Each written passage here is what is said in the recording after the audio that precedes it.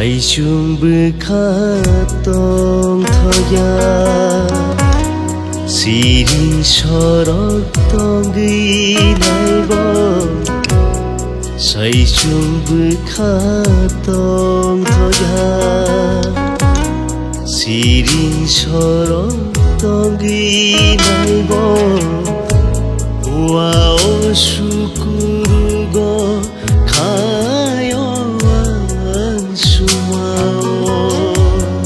Gedalui tongna naibo Kapang serangya Saijungbu katong thoya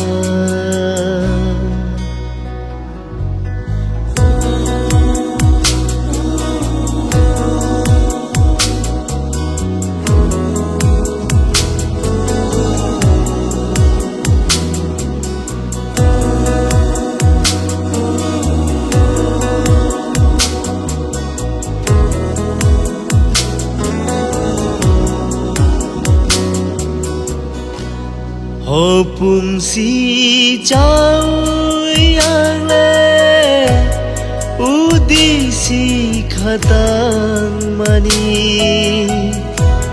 Dal bidal khani semu Kubu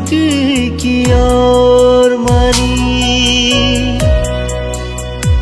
Asikeno khano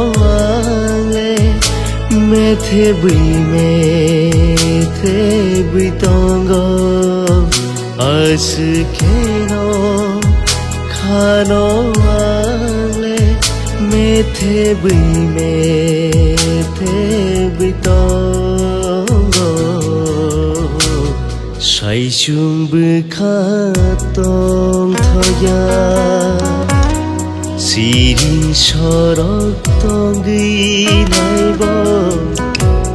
Saijungbu katong thoya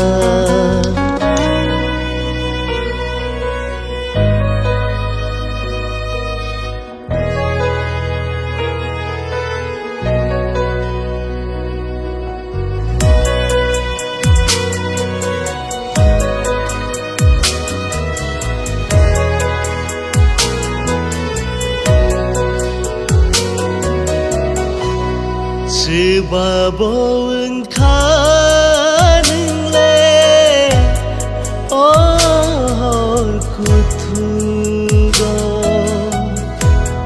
Tihu kama khorang tuye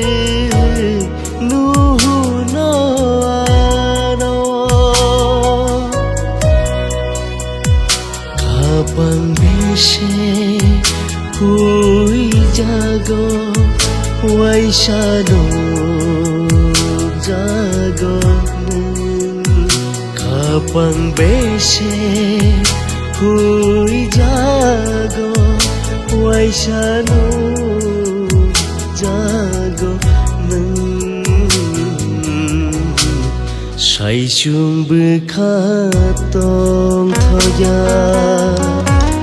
Siring sorok tonggi naibo